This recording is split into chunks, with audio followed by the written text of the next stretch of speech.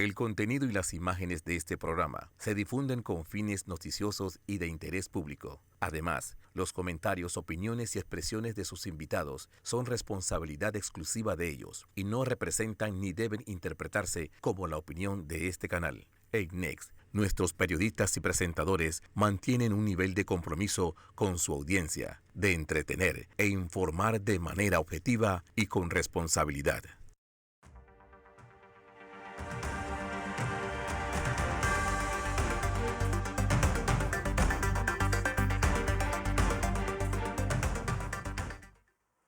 Martes viene otro escándalo aquí en Panamá. Al ratito lo van a conocer ustedes. Bienvenidos a Hablando de Frente. Otra vez un jueves a las 7:30 de la noche aquí en Next TV. Y recuerden que cuando no puedan aquí sintonizarnos, estamos en las redes de YouTube de Next Noticias y de Vallarino, Panamá. Y acuérdense de suscribirse porque esa es la manera en que les sale el video siempre de primero y automático cuando terminamos los programas. Antes de referirme al escándalo del martes, que ya se los voy a comentar, lo van a tener ustedes como una primicia, me quiero referir a la marcha que ocurrió esta semana en la Asamblea Nacional. Una marcha que ha sido catalogada como una marcha aristocrática, una marcha yeye, una rabimarcha.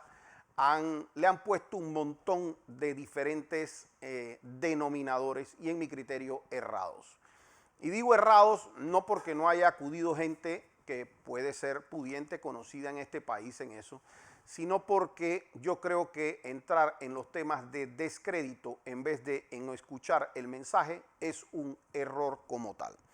Yo puedo no coincidir con muchas de las posiciones que traen, pero ciertamente hayan sido 1.500 personas, 2.000 personas, 5.000 personas, la cifra que cualquiera de las partes haya querido igualar. Es una cantidad de gente que piensa de cierta manera y que es válido escuchar lo que tienen que decir para que lo que salga de las reformas electorales salga lo más consensuado posible. ¿Qué sí tiene que entender esa gente?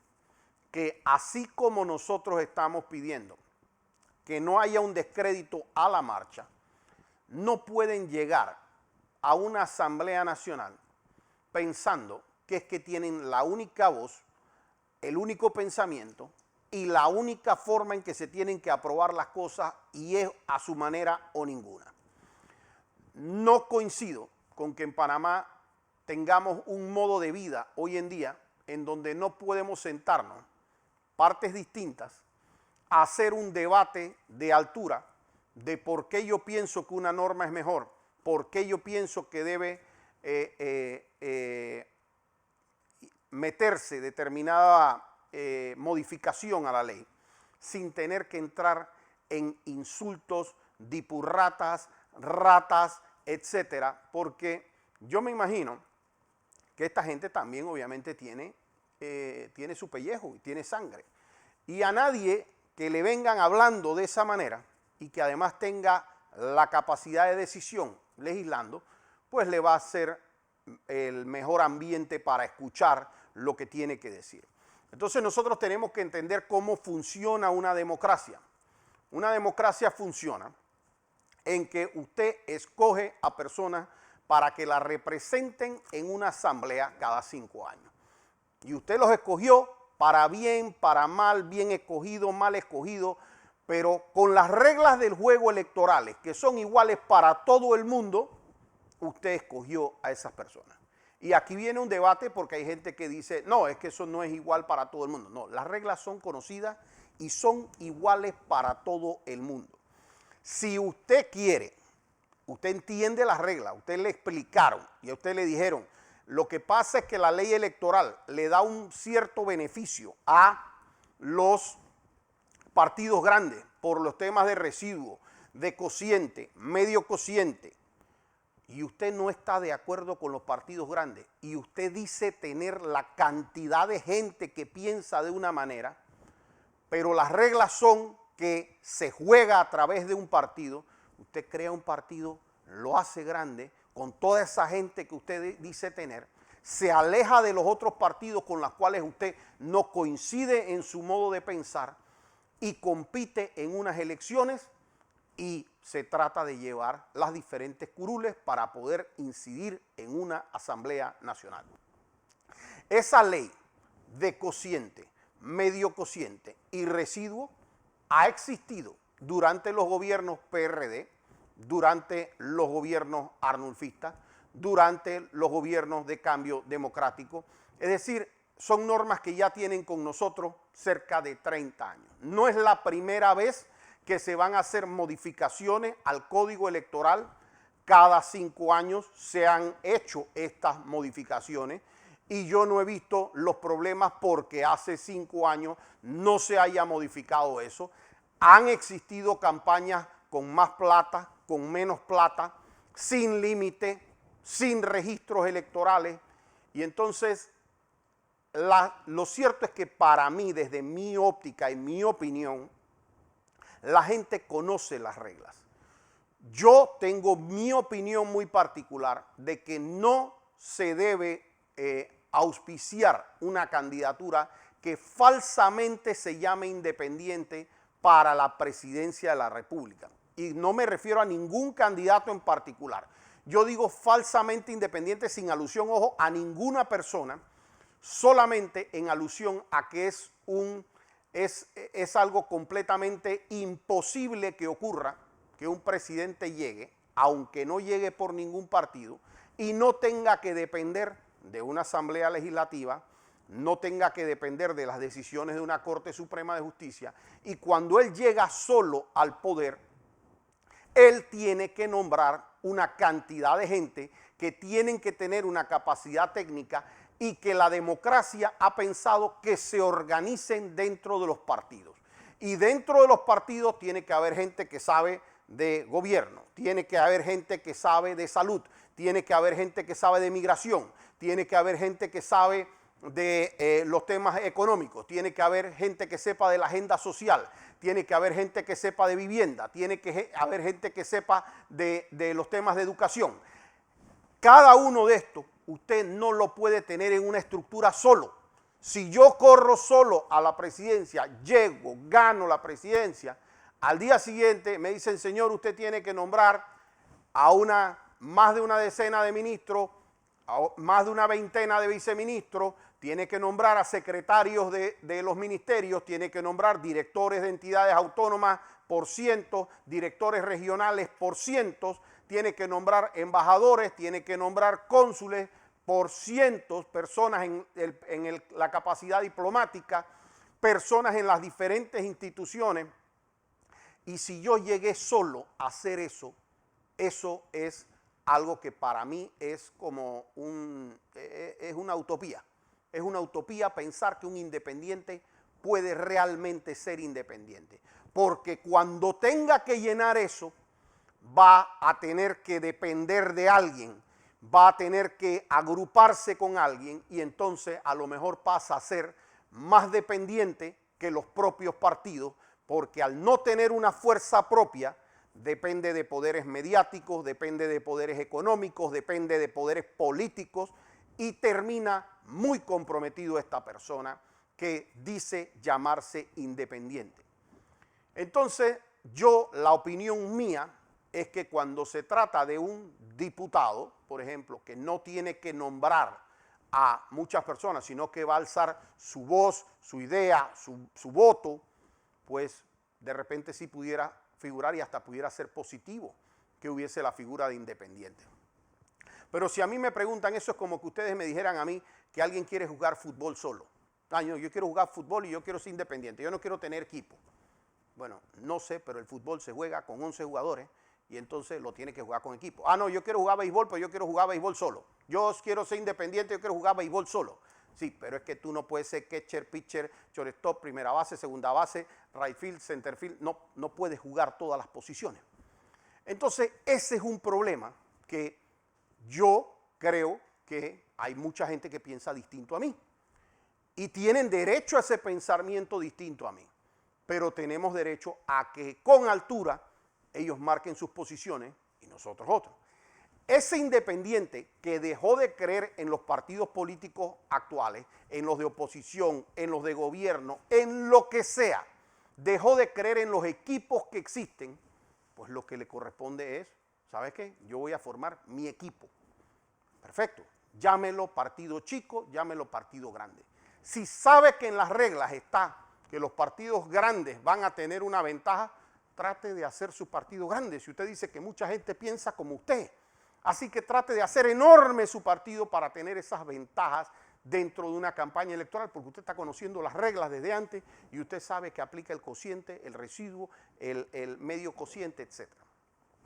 Que yo piense, ojo, que muchas de estas cosas de cociente, medio cociente y residuo pudieran cambiarse, sí pienso que deben cambiarse. Que yo piense también que incluso la representación de diputados no debería ser por circuitos muy pequeños porque genera el caciquismo, genera que haya, sino que sean por lugares más grandes en donde no se pueda de alguna manera manipular tan fácil los circuitos. Yo también pienso que eso es positivo. Pero eso no significa que porque yo lo pienso así, yo voy a imponer que eso o pasa o pasa. Tengo derecho, a lo que tengo derecho como ciudadano, es a mi voz. Y tengo derecho a ir a esa asamblea y que se escuche. Tengo derecho a marchar, tengo derecho a la protesta, porque eso muestra cierta cantidad de gente y en efecto la protesta es hasta buena que se haya hecho, porque hay cosas en las que se puede coincidir con las personas que están marchando. Entonces, no hay que descalificar la marcha, pero tampoco hay que descalificar que quienes fueron electos constitucionalmente para legislar fueron esos diputados, que son 50 más o menos, distintos a los que eran en la asamblea pasada, con los que también habían cuestionamientos, y de la asamblea anterior todavía que habían muchos otros cuestionamientos. Entonces, el tema es qué podemos hacer como ciudadanos cuando nosotros no somos los diputados. Bueno, esa marcha es válida. La protesta es válida, el choque de ideas es válido. Y por los diputados, si quieren eliminar esto, y ellos tienen buenas propuestas, entonces uno no le tiene miedo al debate, uno no le tiene miedo a las buenas propuestas. Entonces, en vez de aprobar cosas aceleradas, lo que tienen que hacer es abrir la asamblea, las cámaras de todo lo que están. A ver, explique usted cuál es su propuesta. ¿Por qué es que usted considera que eso es tan bueno? Y yo le voy a replantear lo que yo creo, porque esa es la manera en que yo voy a vencerlo con los argumentos. Yo cuando estoy aquí debatiendo de casos que ustedes me ven 1000 veces que yo le digo a la persona y que venga aquí y me debata sobre imputación, sobre doble juzgamiento, sobre lo que quiera que hicieron, que me hagan ese debate, porque yo me siento con la confianza que mi argumento es fuerte y puedo sentarme sin agarrar a nadie, sin tener que insultarlo y tratar de ver si él me vence su argumento o yo venzo el mío. Con eso de reflexión quiero dejar a la Asamblea Nacional porque tienen varias cosas que hacer. Miren, viene un segundo escándalo, que es el segundo Panama Papers. Dicen que sale el martes. Incluye una firma de abogados bien conocida en Panamá, una de las más grandes en este tema. Y yo quiero alzar mi voz porque aquí van a salir, como comúnmente sale en este tema, que es un parte de lo que nosotros estamos teniendo como un problema. Yo lo he mencionado varias veces en mi programa y no creo que dejaré de hacerlo. Nosotros hace rato hemos dejado de tener medios independientes para tener a relacionistas públicos de determinados grupos de poder. Aquí, cuando alguien quiere hacer un negocio fuerte en Panamá, le monta la perseguidora de varios medios de comunicación a ciertas personas, ataca. Y esa es la agenda mediática. Fíjense, una de las críticas que tengo a la marcha de ayer, aquí en Panamá han habido otras marchas. Aquí hubo marchas que incluso se dieron para protestar cuando estaba el caso de Ricardo. Y yo no vi que las otras televisoras rompieran cobertura, programación, y se fueran a cubrir 24 horas y todas estas redes pasándolo en vivo y live y no sé cuánto y tal y cual. Y ahí es donde hay un desbalance mediático. ¿Y por qué el desbalance mediático es importante? Porque una mentira repetida muchas veces hace mucho daño. Y aquí eso pasó con los Panama Papers. Aquí, no a nivel local, a nivel internacional, a nivel internacional y lastimosamente medios aquí en Panamá se prestaron, pues la firma Mossack Fonseca vinculado a Panama Papers, lavado de dinero, tal y cual, y empezaron y armaron una campaña día tras día tras día, afectaron a Panama Papers, afectaron a Panamá, cuando un altísimo número de las sociedades no tenía nada que ver con Panamá. Nada, no eran de la jurisdicción de Panamá. La gente que estaba lavando plata o que estaba siendo cuestionada por sus impuestos, etcétera, eran de afuera. Gente a la que la compañía Mossack Fonseca, compañía de abogados, sociedad de abogados, no le había vendido ni siquiera directamente la sociedad. En una época en donde las sociedades aquí se vendían perfectamente y de manera legal a través de intermediarios. Yo tengo el orgullo de haber levantado mi voz en ese entonces, en televisión, en radio e incluso en la propia fiscalía, armándoles berrinches de que eso no lo podían hacer en contra de la profesión de abogado. Ahora viene la segunda firma. Si todas las firmas de este país, los abogados de este país y los ciudadanos de este país no cierran fila para poder decir eso está mal, están lastimando mediáticamente a abogados que se han dedicado una vida a hacer sociedad, y hago constar, varios de esas firmas no son de mi mayor gusto. Pero no puedo dejar que sigan haciendo esto porque es que había un dicho que salió en el tiempo de la Alemania nazi que corretearon primero a fulanitos y yo no hice nada porque yo no era de tal grupo. Corretearon después a tales y yo no hice nada porque yo no era de ese grupo. Corretearon después a los otros y yo no hice nada porque yo no era de esos tampoco. Y al final me corretearon a mí y nadie pudo hacer nada porque ya no quedaba nadie para defenderme. Y de ese dicho, que no me lo sé exacto, así que por eso lo he relatado en esa manera, sale que cuando uno ve que aquí están cocinando, no están cocinando a esta firma de abogados, que me voy a reservar el nombre para no hacerlo, pero ustedes lo van a ver la otra semana, ya he empezado cierto movimiento sobre eso, lo van a tratar de cocinar mediáticamente. ¿Y qué hicieron ellos? Abrir sociedades. ¿Cómo las abrían? Igual que las abren todas las otras firmas de abogados, las más conocidas y las menos conocidas aquí en Panamá. Y si usted vende un carro, si usted es la Toyota, la Mercedes, la Nissan, lo que sea para hacer, usted va a vender 1000 carros. ¿Verdad? Alguien en eso va a atropellar a alguien y usted no puede culpar a la Nissan por eso. Alguien lo va a utilizar para robar, para matar, para hacerlo, y para traficar droga, y usted, Nissan, no puede ser la responsable de eso. Usted puede tener una venta de cuchillos y hasta de armas. Y si usted vende un cuchillo en su ferretería y alguien lo usa para la cocina, muy bien. Si alguien lo usa para apuñalar a alguien, espero que no quieran meter al de la ferretería preso porque vendió un cuchillo. Porque la operación que esa persona hizo es completamente lícita. Y así con cada cosa que sucede en este país, también sucede con las sociedades anónimas. Los abogados venden sociedades anónimas. Las personas que la usan normalmente con algún fin ilegal no vienen y le dicen al abogado, disculpe, yo me puede dar una sociedad que yo la quiero usar para actos de corrupción en Europa. Disculpe, me puede dar una sociedad que yo la quiero usar para narcotráfico. Disculpe, eso normalmente no ocurre. Y si ocurriese de esa manera, las fiscalías, antes, oigan esa palabra varias veces y el tono que le puso a la palabra antes de hacer algo contra un abogado, tiene que cerciorarse que el abogado en efecto sabía, porque lo primero que debe presumir es que el abogado, como el tipo del cuchillo, como el tipo del carro, está haciendo un negocio perfectamente lícito. Si detrás de eso resulta al final que hay conversaciones o hay un testigo que señala al abogado, que el abogado propuso la sociedad, que hay intercambio de correos, que hay intercambio de WhatsApp, testigos lo mencionan, etc. Y resulta ser que el abogado sí sabía y estaba implicado, esos son otros 500 pesos. Pero no se puede agarrar a una firma completa, acabarla, porque eso hicieron con Mossack Fonseca, una firma que no sé y no quiero equivocarme, pero creo que tenía como 200 personas súper bien pagadas.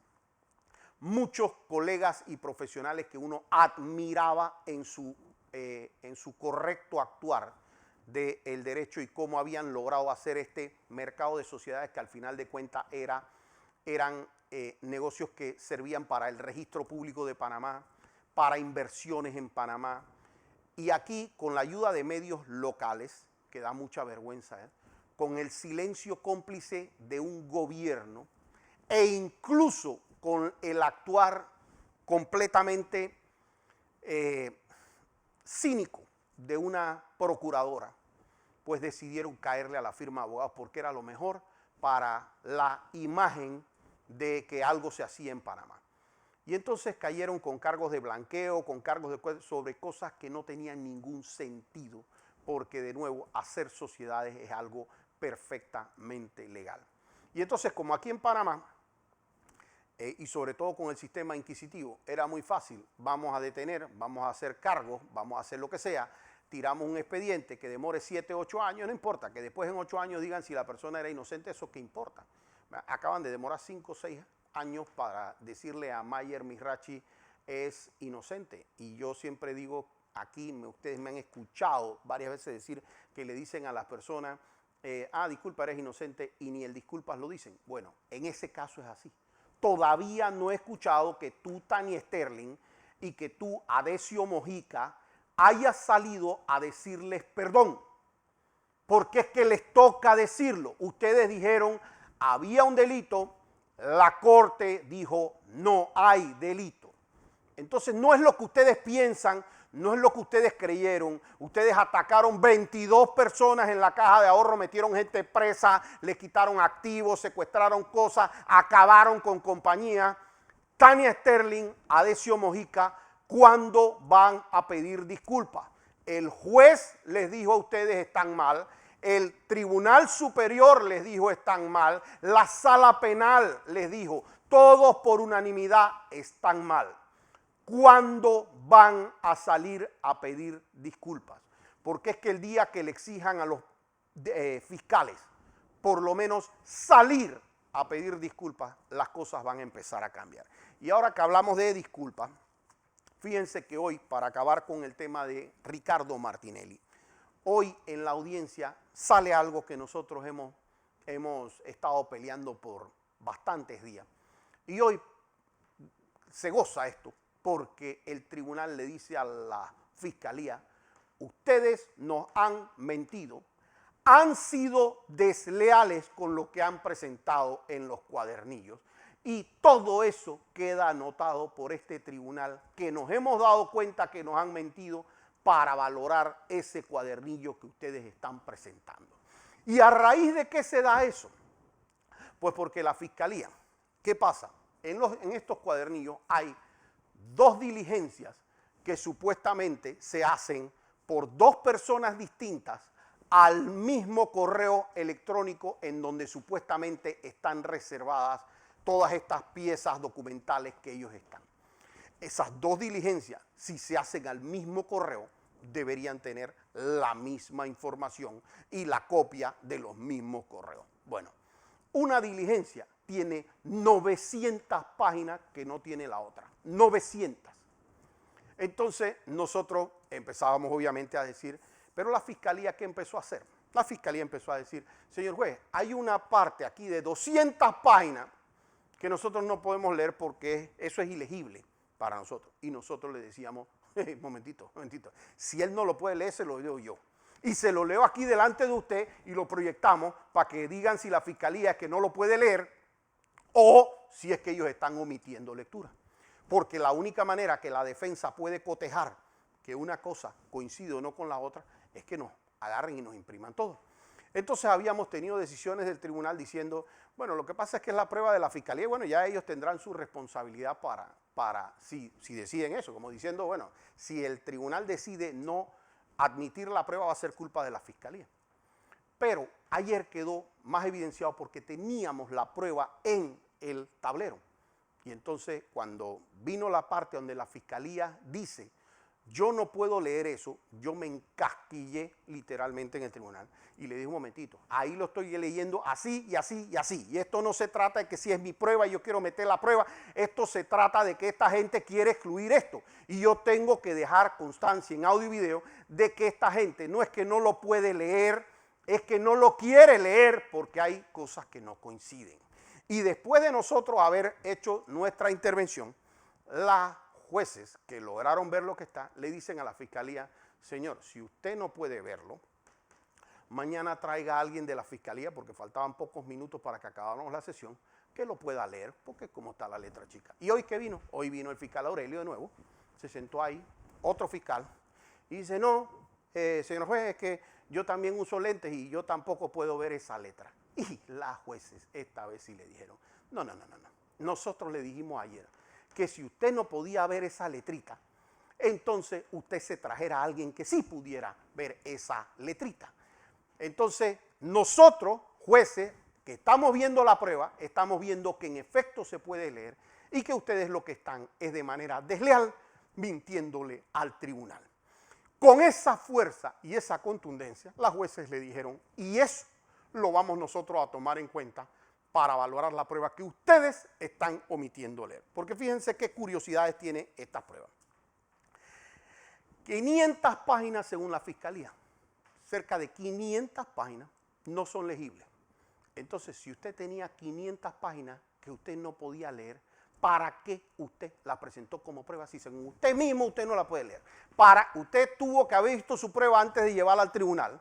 Entonces, ¿cómo se le ocurre a usted llevar 500 páginas que no se puedan leer? Nos llevaron correos con fecha y contenido distinto. Es decir, supuestamente hay un correo de Alfredo Vallarino que es del 2 de febrero y hay otro correo acá que es supuestamente el mismo correo, pero acá es del 3 de febrero y a otra hora. En las dos diligencias que se practicaron supuestamente sobre el mismo correo, en donde las copias tienen fotocopias supuestamente uno de otro, pero los sellos en una copia están de un lado y en la otra están del otro lado. Si es fotocopia, tiene que estar igual los sellos en el mismo lado. Hemos leído, y ya acabamos mañana los cuadernillos y empezamos el contrainterrogatorio, el interrogatorio y contrainterrogatorio. Hemos leído en inglés, en hebreo y portugués. Y les tengo que decir que es lo que más he gozado de todo, porque si ustedes creen que es un chiste ver fiscales leer en inglés, ustedes tienen que ver lo que es leyendo portugués y hebreo. Eso sí es un verdadero chiste. El día que se filtren esos videos, que espero no ser yo, la gente va a reír. Sin cadena de custodia. Dicen que van a traer un CD marca Princo y extraen las cosas de una memoria Kingston. Sellos, dicen que eso lo validó la Fiscalía Auxiliar y los sellos que vienen son de crimen organizado, que son ellos mismos, la Fiscalía de Crimen Organizado. Miren, traen de testigo para tratar de reconocer eso a un perito que vio los documentos 6 horas y que encima los tiró al agua. Pero los tiró al agua en el juicio pasado y nosotros creemos que obviamente tiene que ocurrir exactamente lo mismo. Pero ¿cómo me van a traer un perito que vio esos 6 horas? Sí, y que puede hacer eso. Si a nosotros nos ha tomado 2 meses leerlo en juicio con ellos. ¿Qué es lo que puede certificar un perito que vio esos 6 horas? Han traído un testigo, que ustedes lo han conocido perfectamente como un testigo comprado, que dijo eso, originalmente dijo eso lo hizo un conocido y me lo entregó a mí. Después dijo, eso se hizo en mi computadora. Y después apareció que se hizo en la computadora de Picuiro. Yo no les quiero adelantar porque yo pensé que hoy íbamos ya a haber empezado los interrogatorios y contrainterrogatorios, pero lastimosamente el lunes y martes se enfermó una de las jueces del tribunal y pues estamos acabando mañana con las últimas 50 páginas y con toda seguridad lunes vamos a estar fuertes en interrogatorio y contrainterrogatorio. Así que ustedes de verdad que no se pierdan el próximo programa, que el próximo programa aquí va a estar bien bueno con lo que está pasando adentro de ese juicio oral. Los veo así, hasta el próximo jueves, aquí, Hablando de Frente.